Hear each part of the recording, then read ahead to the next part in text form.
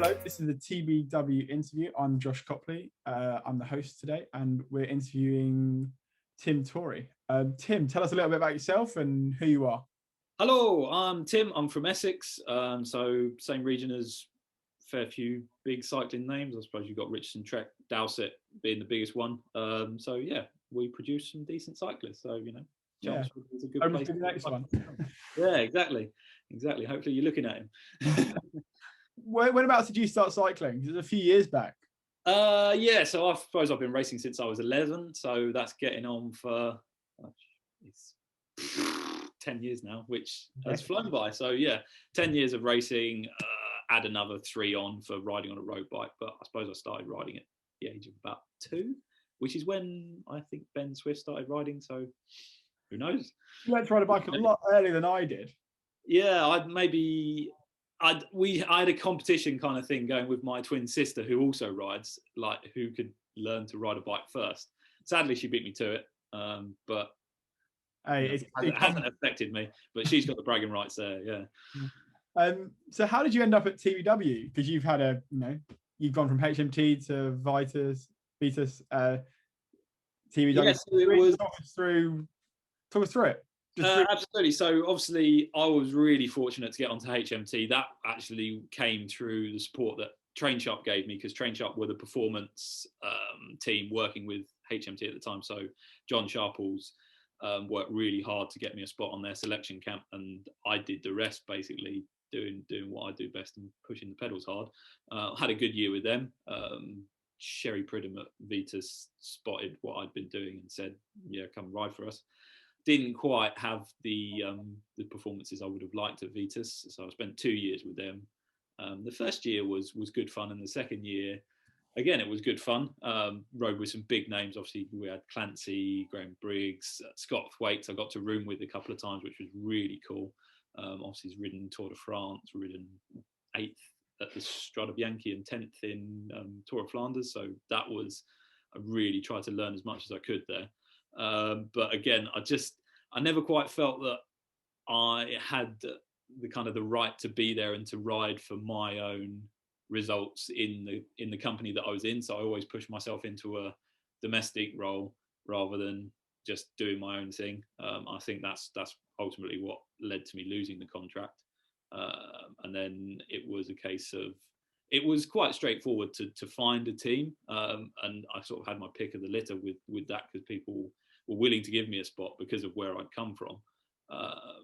But yeah, TBW just seemed like the best family kind of orientated, what I needed basically to start loving racing again, because I never had an issue with loving training. That's the kind of love spending hours in the saddle by myself, but just kind of rekindling that joy to go and really get what I deserve rather than worrying about the dynamic of the team, basically. Because there's a lot of politicking going on in the pro team, so it's like you've got to get your head around that and just kind of tunnel vision what you need to do, basically. Fair enough. And then how did you end up on TBW? I mean, it was actually through Kieran. Right? Yeah, Kieran. Yeah. So Kieran and I obviously raced together at HMT. Still really good friends with him, actually. He's still got a bike, I think, actually, that we've been trying to get back, but COVID has prevented coming back to the team, so that's stuck in Lincolnshire. And Jason's been like, I can get back to us. It's like another lockdown, so that's a problem.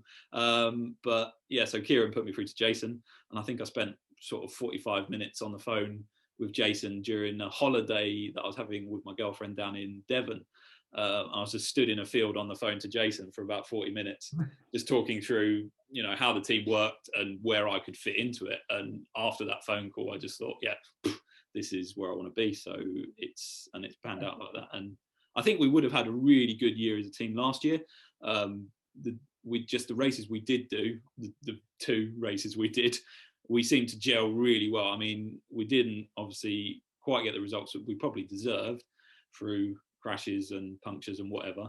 But I think the dynamic was really there to have a real, firepower squad that could challenge for National B victories at the least. Yeah, exactly. And then kind of when you're not on the bike, what are you doing? So I work 2 days a week in a bike shop. Then I work one evening at a local charity. I get paid for that because I'm like a sort of a youth social worker, and I've done all the training and stuff. So that's with disadvantaged kids in the local area. So that's a little bit more cerebral than the bike shop, where it's just like, oh, bottom bracket, that needs replacing kind of thing. So I've got a nice what's the charity called? Interact Chelmsford. So it's mainly aimed at 12 to 18-year-old kids. So it's like doing karaoke and things with them, and just giving their parents a break really from having the kids there. And then the other. That seems like I've got a lot less time than I actually have when I describe it like that, but I've got plenty of time to train in between that, basically. No, nice that you do. I'm just gonna, kind of ask you what your best and worst moments were on the bike. That's I've been asking this one to everyone, so everyone's kind of getting this, and I want to quite a nice cross section. So I'm going to start with worst moments because I like to finish on a high. So there's quite a few worst moments. I'll list a few for you. So crashing probably Stockton Grand Prix the first year I did it, quite spectacularly. So I just had a puncture. So it's a really horrible finishing circuit, as you probably know. It's really tight around the town centre once you've done these big loops out in the countryside. Yeah. And so I punctured, pacing back through the convoy. We were coming up to a right-hand roundabout, and I was on the bumper of the Madison team car. I went left to trying to take the best line through the corner, basically. The only problem was, as the car behind notified that I was coming past, so you get a honk of the horn. So that they then he, unfortunately, instinctively, the driver thought, oh, rider coming, he must be coming on the right. Moved to the left. There wasn't, you can kind of picture what happened. I was pushed into the curb. Fortunately, I didn't go under the wheels or anything, but I just flew into the curb and then. Yeah, but this is kind of why you're nicknamed Tarmac Tim, isn't it? Yeah, there seems to be a link between me and the tarmac for certain. That came from HMT, really. Yeah, I had a few crashes there. I had a few crashes with Vitus. It always seems to be not necessarily my fault, but more wrong place, wrong time. I mean, the worst. Yeah. I'm sure. Yeah, well, I'll just describe another one to you. So, regional champs in 2018. Feed zone, 30 mile an hour feed zone with a real strong tailwind, trying to take a bottle. So I was on the wheel of a buddy of mine. He was taking a bottle exactly the same time as me. Unfortunately, he dropped his bottle. So I've got my hand out for my bottle. His bottle lands in the perfect spot to cause complete carnage. Just went straight under my wheel. I got some air, and just as it came back down, because I only got one hand on the bar, it was, I couldn't. Yeah, inevitable. It was just like kind of, this is not going to end well. And I hit the deck, and maybe 30 other riders piled into the back of me because it was lined out basically. So one long line, so nobody could see anything else in front. Dominoes. And it was quite funny, riders afterwards coming to me saying, oh, I'm so sorry, mate, I rode over your head. And it was at that point you sort of thought, I don't even remember, mate. And it's like, oh yeah, it's probably because I hit your head. So that was quite a bad one. But yeah. But what's your best moment? Moving on, best moment. It's probably not as positive as some other riders would say, but I would say just finishing the Rydell in 2018, the Rydell GP, because that was a really grim day. And I was maybe the fourth, fifth last finisher, but just finishing was nice. So I was only the last. There was 120 or 150 starters, whatever it is in the Prem, and I was 42nd. So it just tells you how attritional it was. Yeah. And I made it to the last lap on the final climb. I was there, and then Connor Swift decided, this was when he was still racing in the UK. He decided he was going to attack, and then I wasn't there anymore. So it was like, it was a good day out to that point, and I really enjoyed that race. Yeah, that was cool. We had something like that at Sickle Classic, where the rule was my only ever done it. You had to make the 10 mile to go mark or one last lap within a 5-minute window of the lead group. And I was in a pack of 20 trying to make this. We crossed the line with 10 miles to go, and there was a 5-minute breather. Everyone went, all right, then we're just going to roll around. And everyone went, okay. We made it. Yeah. No, there's happy to be allowed to finish. It was really bizarre. No, but just to kind of wrap up towards the end, of the kit we get, what's your favourite piece?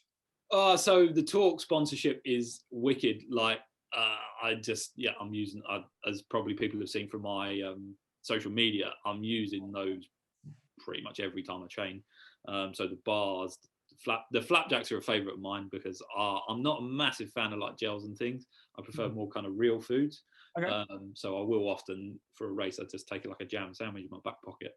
It's not necessarily the most ideal source of food, but I like it, so it works for me. You get some of the soigneurs on some of the teams do give you some wacky stuff in musettes when you get the chance to kind of take those from teams, like pork pies. Had some of those which I never sort of opted for, and just like a proper full on baguette. But the talk stuff a bit more real, bit more. Exactly. Talk works really well for me, and the energy source as well in the drinks is, I really like it. So I really like that the flavors are exactly what they say. There's no like, this is roughly this flavor. It's like, no, I had cherry bakewell today, and I remember going, that is actually a cherry bakewell. The gels are incredible, aren't they? Like I actually, the one I can think, actually, the apple crumble gel, I remember taking that on a freezing cold day and actually feeling warmed up by it, because you're just getting that, your body's remembering eating warm apple crumble in the depths of winter. You think, that's nice. It's kind of you do put them out and go, this was, as you go through the selection, you go, there's no way they'll have this one, right? And you go, they've done it again. It's like, it would be the situation of if you were, say, a Tour de France rider and you're taking it from the side of the road. There's the riders that throw them back down on the ground. I'm sure if you had talk, you'd be like, no, I want that one. No, I want that one. Yeah, I love that, because that would taste like it says. Yeah, exactly. Yeah. And obviously, the other sponsor that I've had close relationship with is Stuart and Stuart Hall Cycling. Yeah, you guys have been out there last year. And that was just brilliant. All the guys out there on the holidays and the camps that they run, just brilliant. And I learned so much from Stuart and all the guys that he has there as well. So for young racing cyclists, guys who just want to go out and ride their bikes for fun, it's the best place to go, really, because they're just fantastic at what they do. That was so Talk and Stuart, I definitely have knitted onto. Yeah. Thank you very much, Tim. Nice to chat. Nice to get to know you a bit more. Yeah. Look forward to seeing you out on the road. All the best.